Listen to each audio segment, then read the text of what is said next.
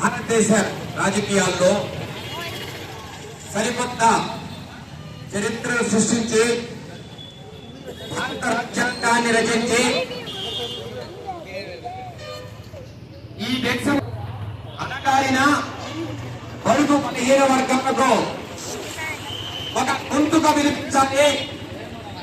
వారందరూ కూడా సమాజంలో అందరితో పాటు సమాన హక్కులు కల్పించాలి. దళితులు గాని బడుగు బలహీన వర్గాలు గాని ఏ ఒక్కరికి తీసుకోరు. అందరూ కూడా సమానమైన హక్కులతో సమానమైన గౌరవంతో ఈ దేశంలో బతకాలని రాజ్యాంగాన్ని అతి గొప్పగా రచించి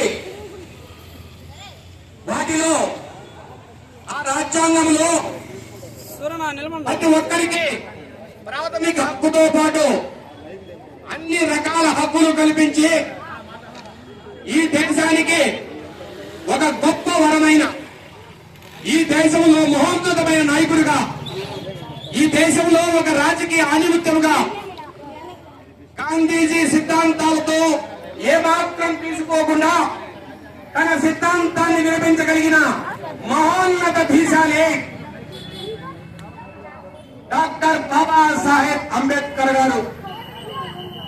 ఈ రోజు ఏ మూల చూసినా, ఏ వాడ చూసినా, ఏ పట్టణం చూసినా అంబేద్కర్ గారి జయంతితో ఈ రోజు శుభాయమానంగా వైభవంగా వర్తిల్లుతున్నాయంటే అంబేద్కర్ గారి ఆశయాలు, అంబేద్కర్ లక్ష్యాలు, అంబేద్కర్ గారి నైపుణ్యం ఏ స్థాయిలో ప్రజల్లో ఉందో ఒక్కసారి అర్థం చేసుకోవాలా.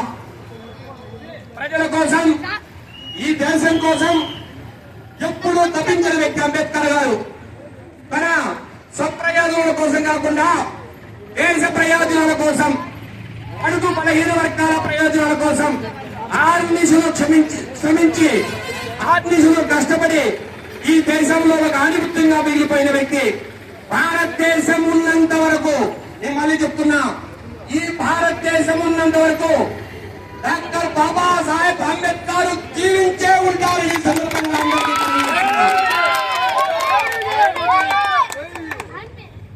భౌతికంగా మన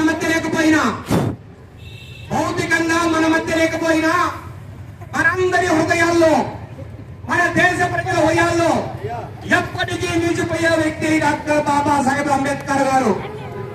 ఈ భారతదేశం బతికి ఉన్నంత వరకు, ఈ భూమి ఉన్నంత వరకు డాక్టర్ బాబాసాహెబ్ అంబేద్కర్ ఆశయాలు ఎప్పుడూ ప్రజల్లో నలుగుతూనే ఉంటాయి. ఆయన లక్ష్యాలు ఎప్పుడూ ప్రజల చెరువుగానే ఉంటాయి. బడుగు బలహీన వర్గాలకు ఏ రకమైన అన్యాయం జరగకుండా ఆయన ఆశయాలేవో అందరినీ ముందుకు నడిపించాలని, ఆ విషయంలో ఇక్కడ ఉన్న మేమందరం కూడా ఏ స్థాయికైనా పోరాడుతామని మరొక